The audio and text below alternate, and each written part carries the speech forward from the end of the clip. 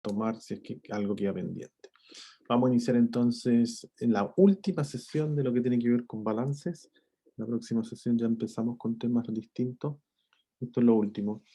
Pero esto, la diferencia con lo que ya hemos visto, es que ha involucrado un reactor. Este corresponde a un reactor en donde existen entradas, que son materias primas, y salen productos nuevos. Eh, Tienen un sistema también de agitación que seguramente es necesario para acelerar el proceso. Y lo concreto es que la diferencia con lo anterior es que no se cumple que las entradas son iguales a las salidas, sino que se cumple otra relación. Dentro de lo que son los grados de libertad se mantienen exactamente igual, no hay cambio. La única diferencia es que aparece una nueva variable, una nueva incógnita, que es la coordenada de reacción de la velocidad de reacción. El resto se desarrolla exactamente igual. Este vendría siendo el algoritmo que nosotros vamos a utilizar para hacer el balance, que significa moles de salida igual a moles de entrada más sigma R. El sigma corresponde al coeficiente estequiométrico, que vendría siendo el numerito que está delante de la reacción química. Vamos a hacerlo así mejor. Entonces, este vendría siendo el reactor que estamos viendo ahora, se dibuja de esta manera, tiene una entrada. Si se recuerdan de la clase anterior, esto significa componente 1 entrando por la corriente 1, componente 2 entrando por la corriente 2 y componente 3 saliendo por la 3. Aquí eventualmente uno puede decir, bueno, para asegurarme mejor pongo también 1 y 2, que sale 1 y 2. Si hay porcentaje de conversión, lo más probable es que no reaccione completamente los dos, así que salgan los dos por la corriente 3. Aquí hay que entender algo, que los que están entrando, nitrógeno, hidrógeno, está entrando por ahí, nitrógeno, hidrógeno, y forman un compuesto nuevo, que en este caso es amoníaco. El coeficiente estequiométrico del amoníaco, 1, y del hidrógeno, 3. Y si se dan cuenta, ahí está igualado a la izquierda y a la derecha la cantidad de elementos. Si me voy hacia el nitrógeno, tengo 2 nitrógenos, acá 2 nitrógenos. Hidrógeno, 3 por 2, 6, 2 por 3, 6 hidrógenos. Así que estaría totalmente igualada la ecuación. Nosotros no vamos a ver método de igualación, vamos a asumir que la ecuación siempre va a estar igualada, así que eso me lo salto. Ustedes pueden siempre considerar obtener esta reacción química igualada, así que no va a formar parte de esta sesión y que tampoco que ustedes tengan que hacerlo. Vamos a ver entonces que la reacción química está igualada. Lo que sí tenemos que asegurarnos, a lo mejor no sabemos cómo, pero sí tenemos que asegurarlo que la cantidad de nitrógeno a la izquierda sea igual a la derecha, la cantidad de hidrógeno a la derecha, a la izquierda, perdón, sea igual de lo que está a la derecha, eso sí. Cosas nuevas que aparecen en esta sesión, esto. La nomenclatura, si se recuerdan, solamente nosotros poníamos un número y le asociábamos el compuesto. En este caso decíamos componente 1, nitrógeno, componente 2, hidrógeno, componente 3, amoníaco. Pero ahora agregamos el sigma R. Entonces aquí simplemente señalar que, claro, aquí no aparece, pero lo vamos a poner para que nos quede claro. Y creo que eso sí lo puedo hacer con esto. Sí, creo que sí. Claro. Claro, aquí sí que lo puedo hacer. Eh, Cuando tenemos acá la entrada, estas son materias primas y aquí están las salidas que corresponden al producto. Entonces, este sigma, el sigma R, va a tomar distintos valores. Entonces, va a ser mayor que 0 cuando se trate de productos y va a ser menor que 0 cuando se trate de reactantes. ¿Qué significa eso? Significa que cuando es reactante, significa que está al lado izquierdo, reacciona para formar nuevos compuestos, esto se empieza a consumir, o sea, su velocidad de reacción comienza a consumir este compuesto para formar otro. Eso significa que el R, este R, me refiero a este R, la velocidad de reacción es negativa para el caso de los reactantes, por eso dice menor que 0. Y va a ser positiva como se está generando, va a ser positiva para el caso de los productos. Esa es la explicación porque aquí es menos y menos y aquí es más. Esto es porque son reactantes. Por eso es menos. Y esto es producto, por eso es más. ¿Sí? Eso es lo que hay que recordar. Entonces, cuando hagamos la nomenclatura ahora en los ejercicios, lo único que hay que agregar es esta componente, para después llegar y aplicarla en el algoritmo de balance, que es el que acá aparece. Nosotros hasta la clase anterior decíamos que la salida igual a la entrada. Ahora no. La salida, y el N significa moles, los moles de salida van a ser igual a los moles de entrada, más el sigma R, y el sigma va a cambiar de signo en la medida que sea reactante o que sea producto. Si es reactante va a ser negativo, si es producto va a ser positivo.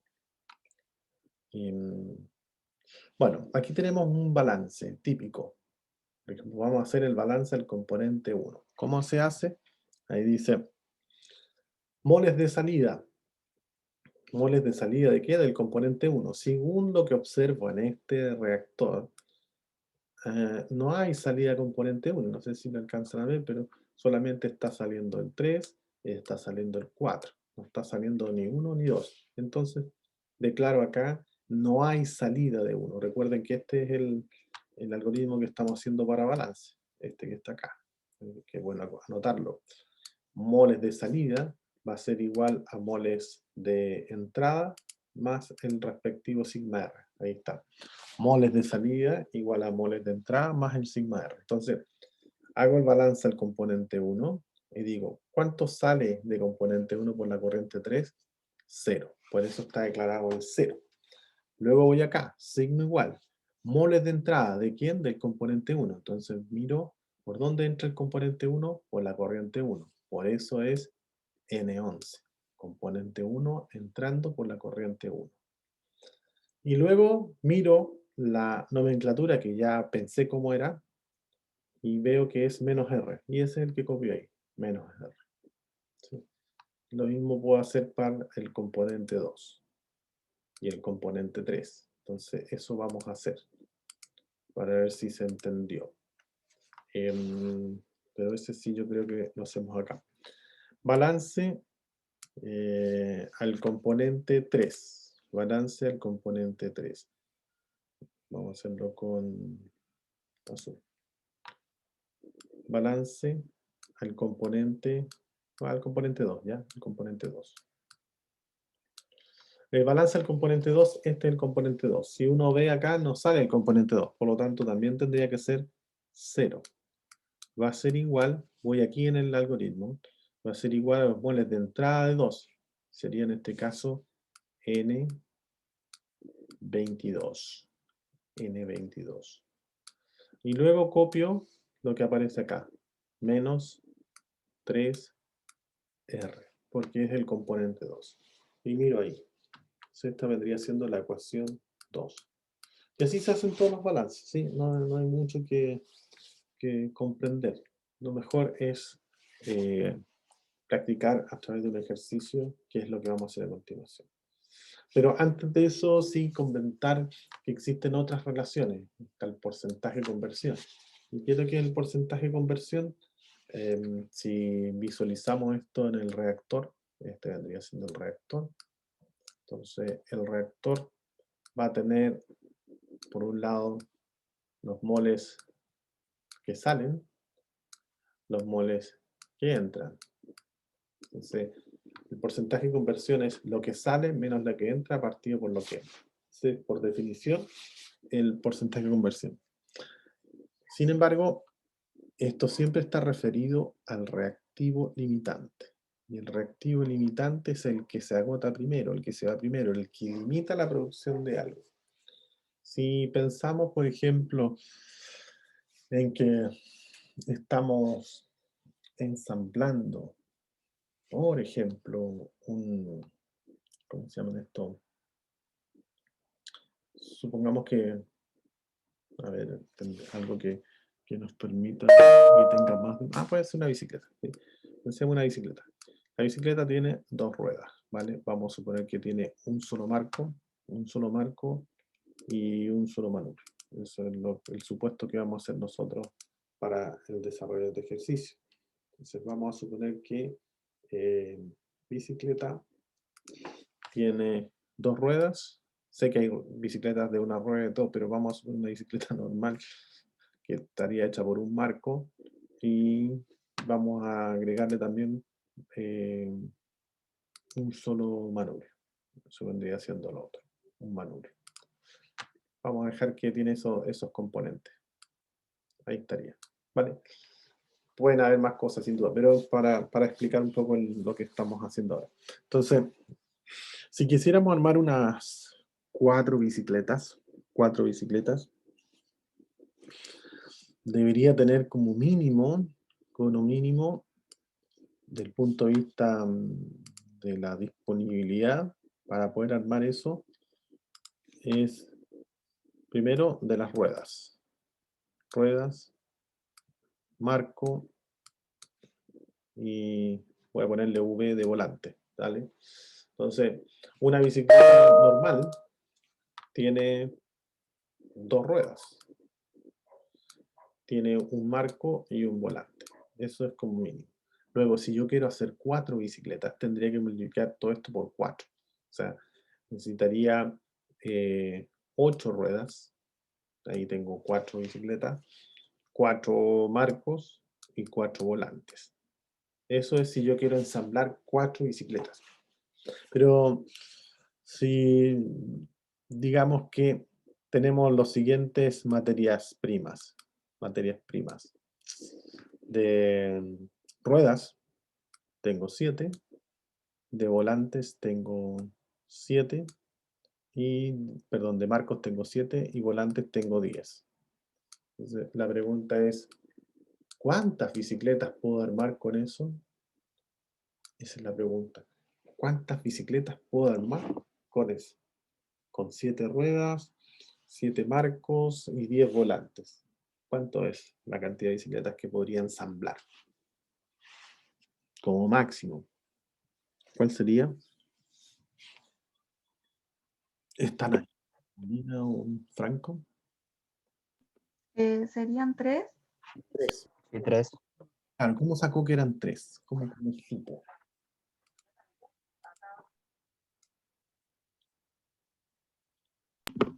Porque Porque faltaría una tengo, rueda más para hacer las cuadras.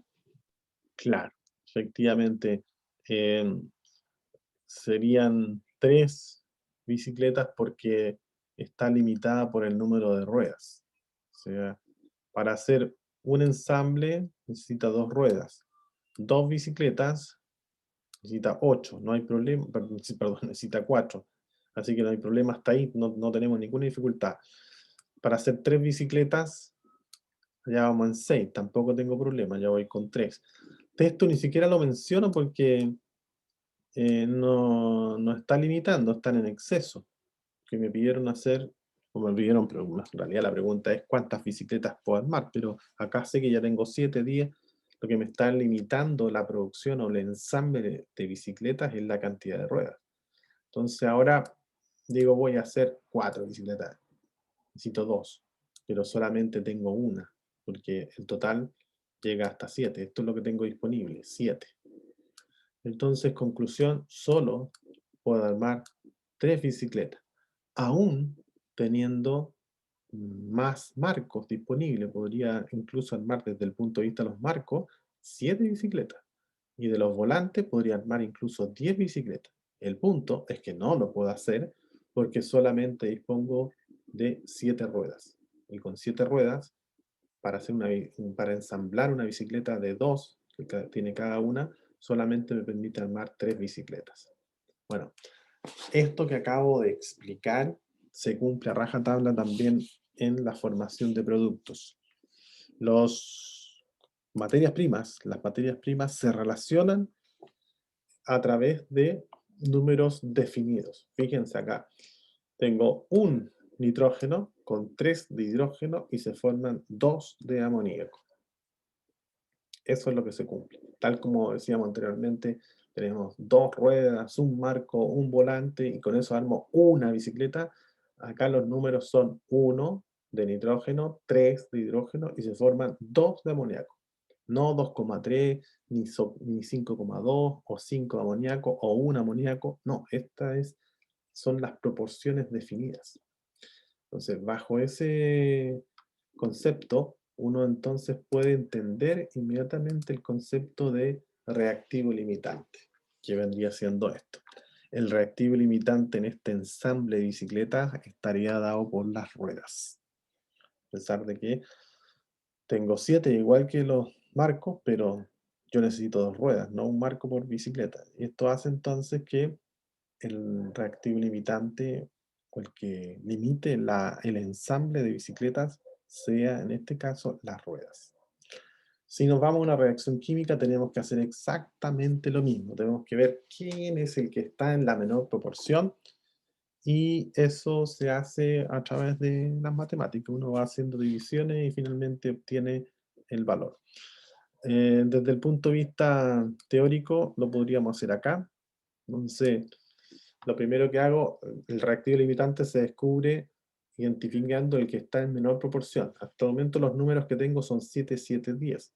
De acuerdo a esto, uno puede decir rápidamente que la pelea estaría entre estos dos, porque 10 es mayor que 7, así que tendría que ser entre el 7 y el 10. ¿Y eso cómo uno lo determina? En realidad uno tiene que compararlo dividido por su coeficiente estequiométrico. El coeficiente estequiométrico está acá, para este ejemplo que estamos haciendo burdo de un ensamble de bicicleta. Un ensamble de bicicleta se requieren 2 ruedas, un marco y un volante. Para producir amoníaco se requiere un nitrógeno, 3 hidrógenos y se forman 2 de amoníaco. Entonces, eso es lo que yo tengo que utilizar para verificar quién está en mayor o menor proporción. Entonces, esto primero, la premisa es que aplica exclusivamente para materias primas, nunca para los productos. Si yo quiero ver cuál es el que limita la reacción, tengo que buscarlo en la entrada, nunca en la salida, ¿sí? Así que, viendo el ejercicio anterior, debiese buscarlo aquí. Estos son mis candidatos, el hidrógeno o el nitrógeno, pero jamás el amoníaco, porque no es un reactante, pues es un producto. Eso es lo primero. Por eso dice reactivo limitante. Entonces, ¿qué habría que hacer? Dividir por su coeficiente estequiométrico. Entonces, pongo el primero, que sería 7, porque tengo 7 ruedas. ¿Cuántas ruedas necesito? Necesito 2. Ahí está. Luego sigo comparando. Comparo el que sigue, que en este caso sería el marco. Tengo 7 marcos. ¿Y cuántos marcos necesito? 1. Y el otro tengo 10 volantes. ¿Y cuántos volantes necesito? 1. Y ahora sí, divido y veo quién es el que está en menor proporción. Aquí, sin hacer ningún cálculo, nos damos cuenta que este es el menor número de los que está acá. O sea, este es menor que ese, este a su vez menor que ese. Así que este, por lo tanto, este sería el reactivo limitante. Este que está aquí. ¿Vale? ¿Hasta ahí alguna duda o consulta? Espero que no. Ya, No, entonces, profe. como ya supimos cómo calcular el reactivo limitante, lo único que hay que hacer es tomar los moles y dividirlo por su coeficiente estequiométrico. Si nos vamos a este ejercicio, a esto que está acá, supongamos que este tenemos, va a ser lo fácil, 12, ¿no? 12, y este también 12, ¿vale? 12 y 12. Entonces, voy a suponer que tengo 12 moles de nitrógeno, 12 moles de hidrógeno. Entonces, la pregunta es, ¿cuál es el reactivo limitante? El tema pura, yo puedo decir, no, ninguno, porque los dos tienen 12 y 12. Error. ¿Por qué? Porque tengo que verificarlo en función de su coeficiente estequiométrico. ¿Eso qué significa? Lo que estamos viendo acá. Para hacer este para ensamblar una bicicleta necesito 2 ruedas. O sea, lo debo dividir por su coeficiente estequiométrico. Y eso es lo que me falta acá, antes de responder. Entonces, para el caso del nitrógeno, va a ser 12 dividido por la cantidad de nitrógeno que necesito. Y el otro va a ser 12 dividido por la cantidad de hidrógeno que necesito. Y aquí nos damos cuenta que este es menor, pues 4 es menor que 12. Conclusión, el reactivo limitante entonces, en este ejemplo que hicimos, es el hidrógeno. ¿Vale? Eso fue algo sencillo, simplemente para explicar cómo se utiliza y cómo se hace esto de los reactivos limitantes y eso. Entonces, ya hecha la aclaración de cómo identificar el reactivo limitante, ahora lo que nos adentramos es usar esta ecuación. Esta ecuación, así como está, realmente se ocupa re poco porque tener siempre los moles de entrada disponibles y los moles de salida disponibles no siempre es factible. Generalmente lo que uno tiene son los moles de entrada. Entonces, lo que se hace es combinar esta ecuación con la ecuación, con esta ecuación, llegan a esta ecuación que está acá, que es la ecuación 3. ¿Okay? El cómo llegar da lo mismo para nosotros, no solamente la vamos a ocupar directo, y esta ecuación la vamos a considerar como conocida, tal como ustedes conocen que la fuerza es igual a m por g o m por a. Aquí vamos a dar por sentado que ustedes ya saben que el porcentaje de conversión también se puede calcular como menos sigma r partido por los moles de entrada. Va a estar disponible, hay que aprenderse la memoria para usarla. Entonces, ¿qué debo de rescatar de acá? Que el porcentaje de conversión siempre va a estar referido al reactivo limitante. Eso es de entrada. O sea, si hay un porcentaje de conversión y no tengo información del reactivo limitante, lo primero que debo hacer es calcular o estimar cuál es el reactivo limitante. ¿Y cómo? Como lo expliqué recién, o sea, con este mecanismo. Y de esta manera voy a saber que de estos dos candidatos que tengo, nitrógeno e hidrógeno, el porcentaje de conversión que me están dando es del hidrógeno. ¿Y cómo lo supe? Por esta información. Supe que era el hidrógeno.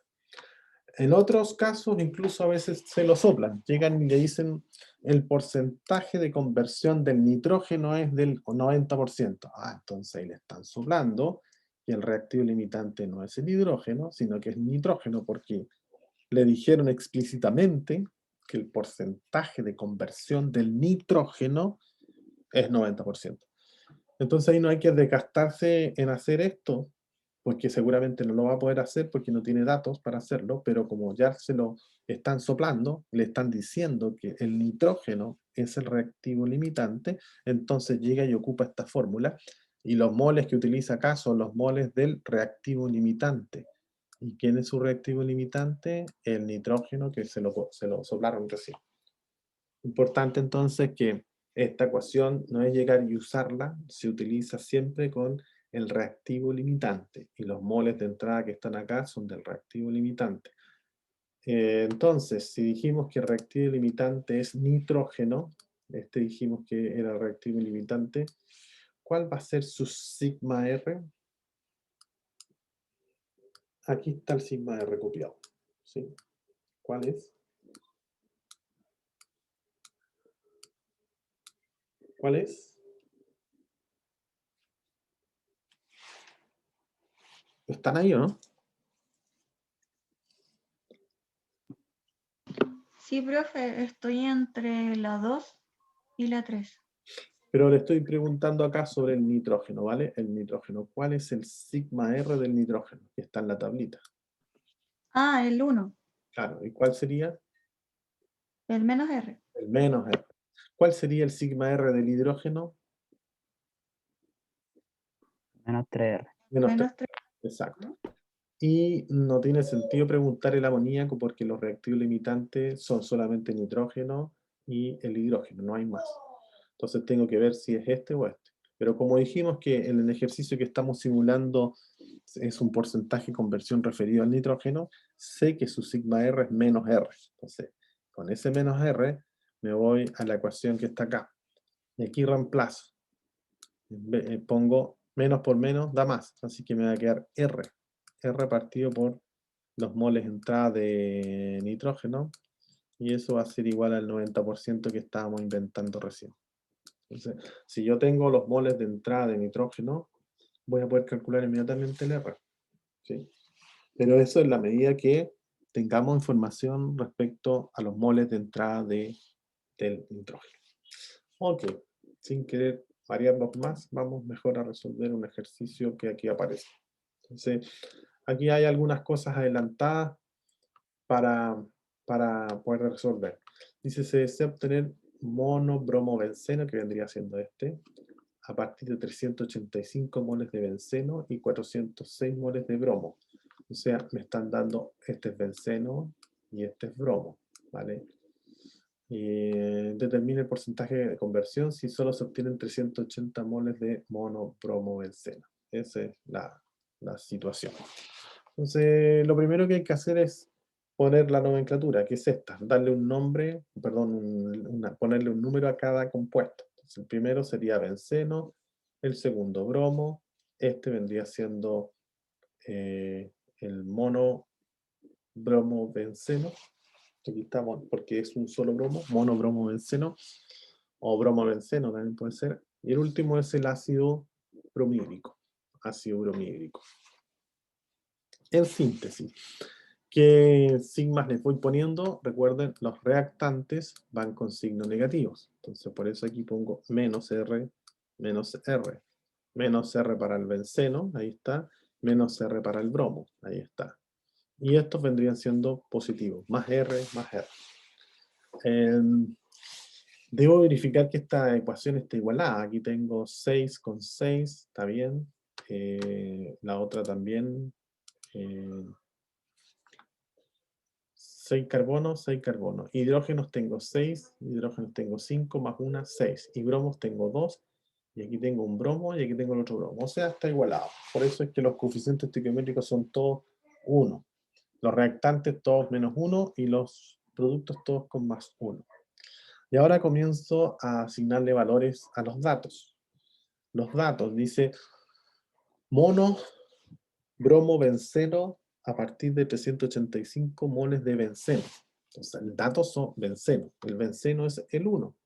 Entonces, ¿por dónde entra el 1? Por la corriente 1. Por eso es N11. Entonces, tengo 385 moles de benceno. Esto significa moles de benceno, entrando por la corriente 1.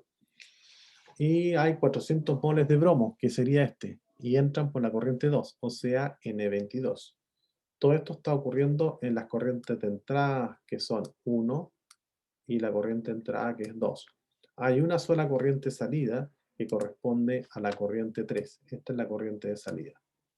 Luego el algoritmo, entonces, el que sea, va a estar función de n, que el componente puede variar de 1 a 4, le voy a poner i, ese i puede variar de 1 a 4, y la entrada puede ser 1 o 2. O sea, aquí puede ser 1 o 2.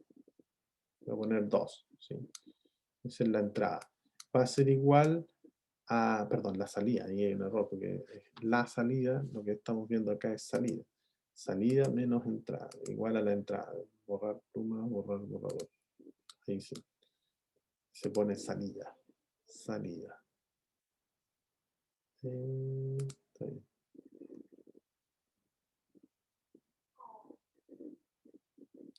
Ahora sí. Entonces, la salida única que existe es la tercera. Entonces, n sub i 3. Ese es un 3. Va a ser igual a n sub i, que puede ser de 1 a 4, por donde entra. Y por donde entra puede ser por la corriente 2 o la corriente 1, no hay más.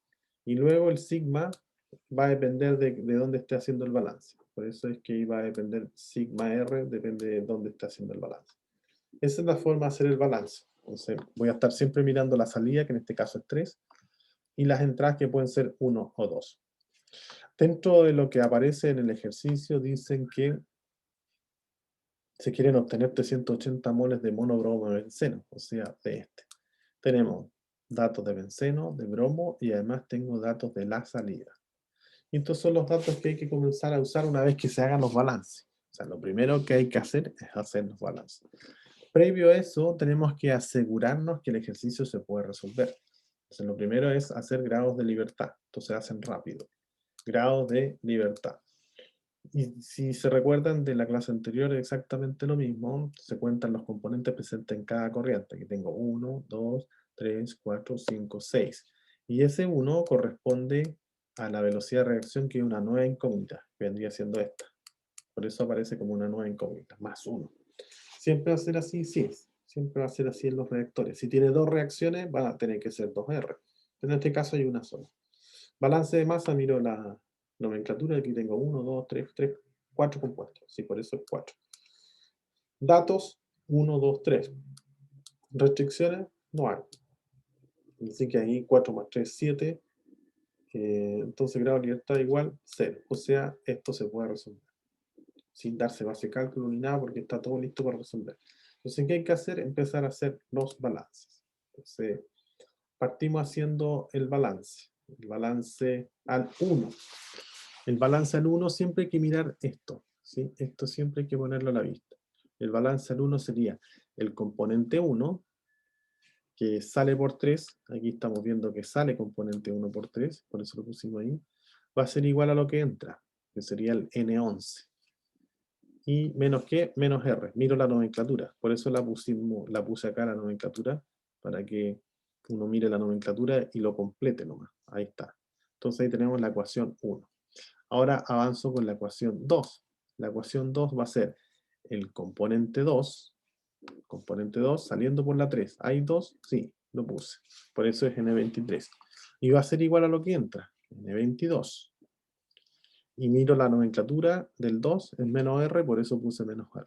Y esa es la ecuación 2. Ahora voy en la ecuación balance en 3.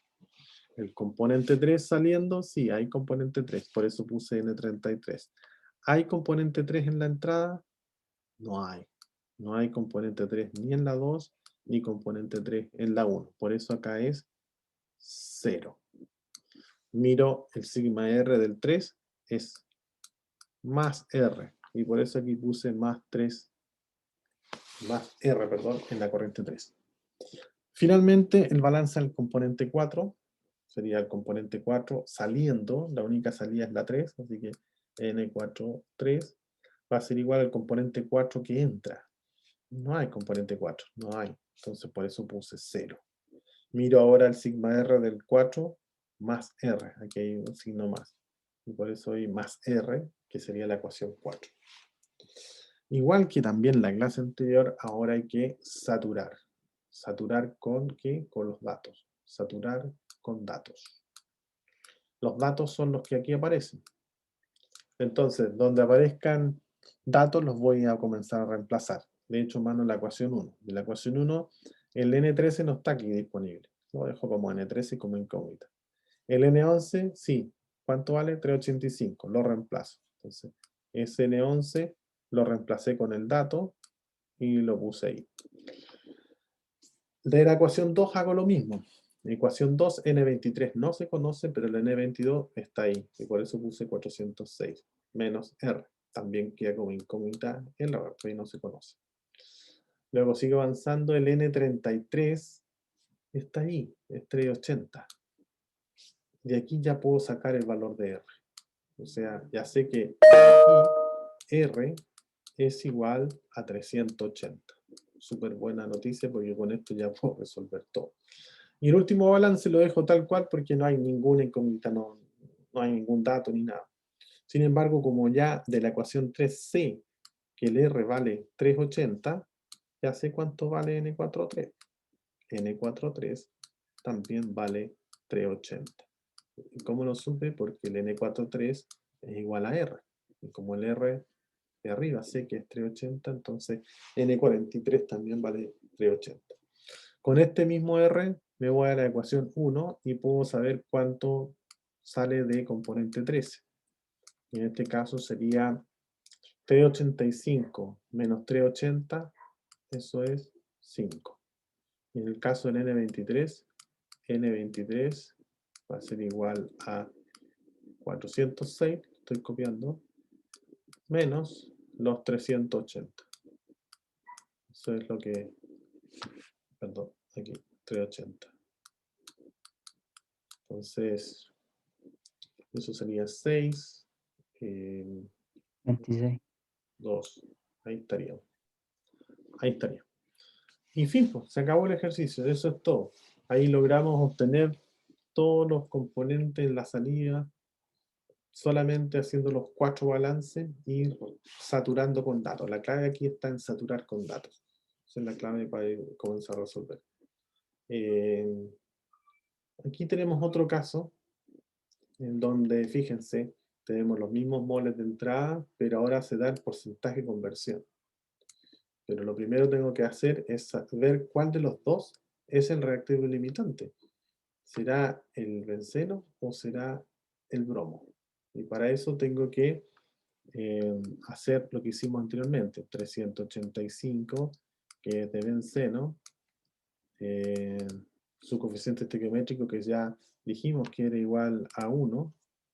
Lo dijimos porque imaginariamente aquí hay un 1 y acá imaginariamente también hay un 1.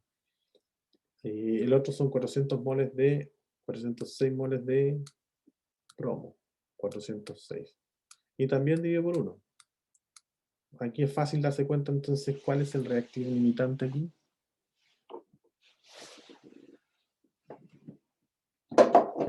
El benceno. El benceno.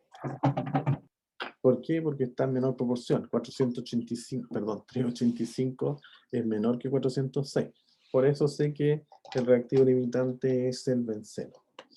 Y como ya sé que es el benceno, entonces ese porcentaje que ahí aparece, el 70%, está referido a benceno. Esto significa que la ecuación que veíamos anteriormente, menos sigma R, partido por moles de entrada, y decíamos que esta ecuación está referida al reactivo limitante, ya sabemos que este sigma R se refiere al benceno. Y los moles de entrada, ¿cuál voy a poner? ¿385 o 406?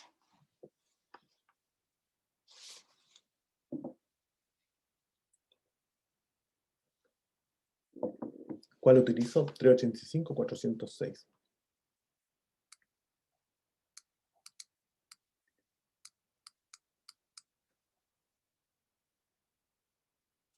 ¿Cuál voy a ocupar en esta reacción, en esta ecuación?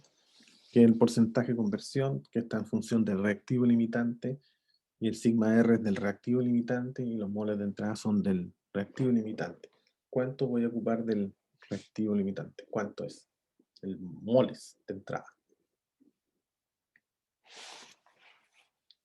¿Cuánto es? 400 o 385. 385. 385, ¿por qué? Porque es el reactivo limitante, recién lo dijimos. Reactivo limitante, el que está en menor proporción. Y en este caso es el benceno. Entonces, si yo quiero traducir esta ecuación, la quiero aplicar, ahí dice porcentaje de conversión, 70%, 70%, lo mismo que poner 0,7. ¿El sigma R de quién? Del benceno. Aquí está el benceno. Imaginariamente tiene un 1, entonces sería menos R. Y menos por menos da más R. ¿Debido por qué? Por los moles de el reactivo limitante, que ya lo dedujimos. Entonces ese es 385. Y a partir de esto, inmediatamente yo puedo calcular, de aquí sale el valor de R. El valor de R va a ser el 70% de 385. Y con eso resuelvo todo. Como ya tengo el R, voy a poder resolver cuánto vale el N3, el N23, N33 y N43. Eso es otra variante del mismo ejercicio. Ahí está, lo mismo que hicimos recién. Ahí está justamente desarrollado. 0,7, el R sigue siendo el mismo, 385, ¿por qué? Porque es reactivo limitante, aquí lo comprobamos, dividiendo su coeficiente estequiométrico. Y ahí uno ya puede hacer la matriz de flujo. La matriz de flujo es un resumen, ¿eh? Un resumen. Aquí tengo la corriente 1, la corriente 2, la corriente 3, entendiendo que este es el reactor. Entonces aquí tendría la corriente 1, tendría la corriente 2 y tendría la corriente 3. Y por la 1 tengo el componente 1, por lo que observo, sí. Por la 2 tengo el componente 2. Y por la 3 tengo todos. Así que aquí debería poner 1, debería poner también el 2, debería también poner el 3 y debería también poner el 4. Eso es lo que puedo observar en esto. ¿Qué es lo que hace entonces esta matriz de flujos, que está en mol hora?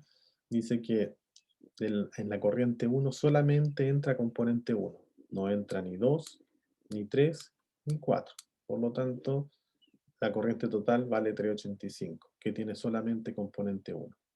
La corriente 2 solamente tiene componente 2, no tiene ni 1, ni 3, ni 4. Por eso es que su valor es 406. Y estas fueron las que se calcularon por los respectivos balances y tiene de todo. Tiene de 1, de 2, de 3 y de 4. Ahí está el resumen entonces total. Aquí nos podemos dar cuenta que si yo sumo 1 y 2, no me da la tercera. Y está bien, porque la igualdad que se cumple es esta. Moles de salida igual moles de entrada. Ahí está claro que son iguales, pero ahora aparece esto, sigma R. Y este sigma R hace que entonces las entradas y salidas no sean iguales, porque hay un sigma asociado a un valor que reaccionó, un sigma R que hace que esta igualdad no se cumpla, que los moles de salida son iguales a los moles de entrada. Lo que se cumple es que la salida es igual a la entrada más algo que reacciona. Por eso es que no son iguales. Por eso este 791 no es la suma de 406 más 385.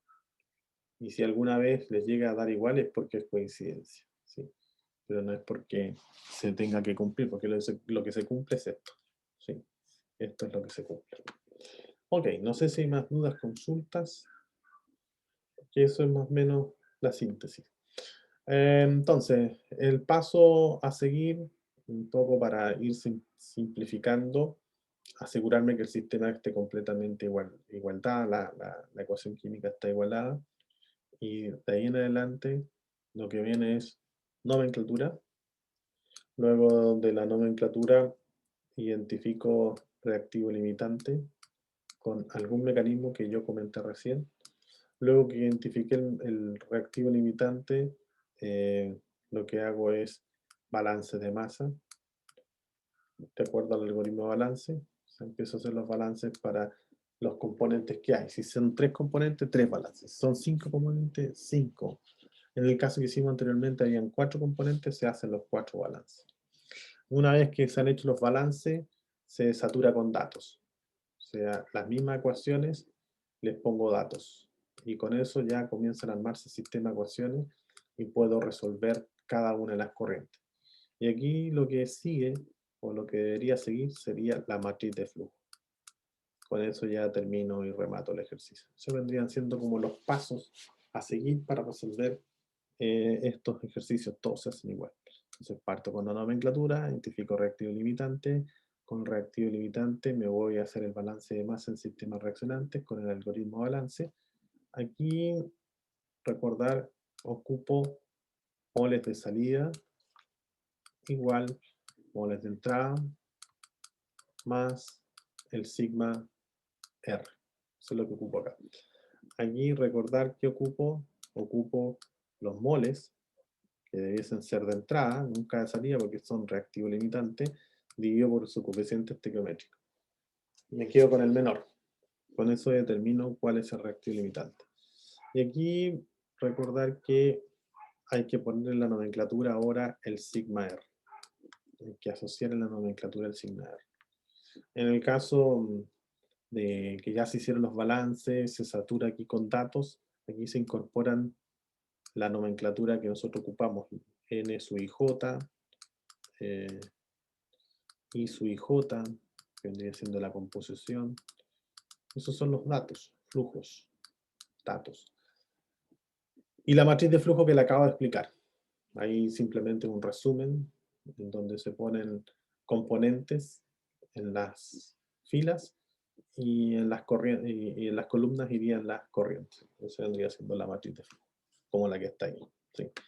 Componente en las filas y las corrientes van los respectivos, en las columnas, perdón, van los respectivos flujos. No sé si hay dudas, consultas. Parece que no. Ok, entonces vamos a dejar de grabar.